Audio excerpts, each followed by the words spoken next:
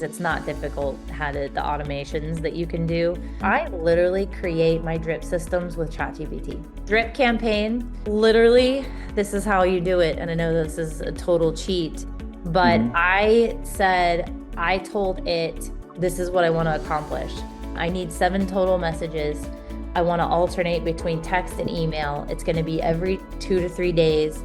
I want them to have a similar message, but I want them to sound different. I don't want them to be repetitive. I want them to sound like a real person is texting. Here's the gist, and I would tell it what I wanted to say.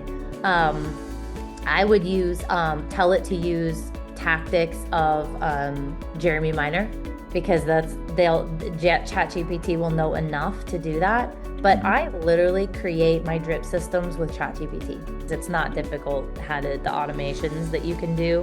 Right. So they should know how to create campaigns and get those older leads touched. You just want to be different. You want to sound like a human, because people are going to hit stop the second that it looks like spam. So that I would literally tell ChatGPT that I don't want people to opt out, make this sound like a real person. I even had it say, this is so-and-so from Dr. Brannigan's office, Okay. Have them give it a name and just make it sound really personal, and that always helps.